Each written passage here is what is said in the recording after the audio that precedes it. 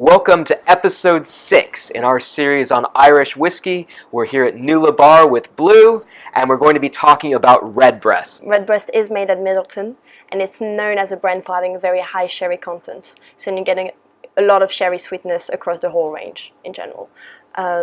It's something we tend to get people who drink bourbon into, because they will find that sweetness that they find in bourbon, which is a sweeter style of whiskey, but in different types of sweetness, obviously.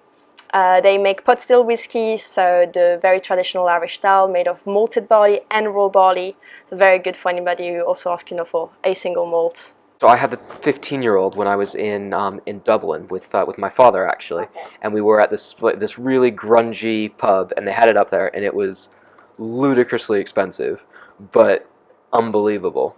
Yeah. I really enjoyed it, and it was my first time tasting Irish whiskey that, again, didn't just taste like triple distilled Jameson. With the triple distillation, I find it puts off a lot of people, but the more contact with the copper, the cleaner the spirit can get.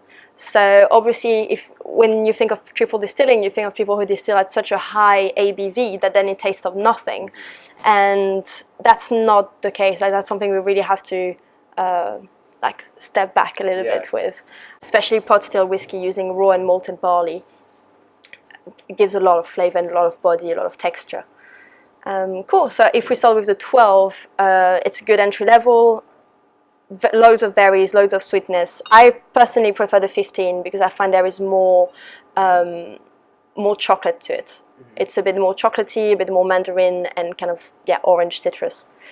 And then the Lustau Edition is made with a sherry house, so the Lustau sherry house. So they use their cask specifically. Lustau is known for doing very good quality sherry, and that's why Redbreast has partnered with them, because it's such a big part of their identity that, everybody expects Redbreast to contain like a large amount of sherry. All of them also, they're all at a higher strength in general. I think they're all sold at 46.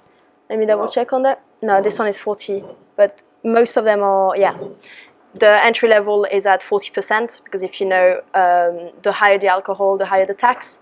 So when something's at 40%, it is going to be cheaper, which is quite good for the consumer in general. And that's why most entry level whiskies in brands ranges are at 40%. Redbreast is I think another good entry level whiskey. Yeah, very good one. But then the rest of their range, like the 15, the 21, and the Lustau as well, they're all 46% and unfiltered.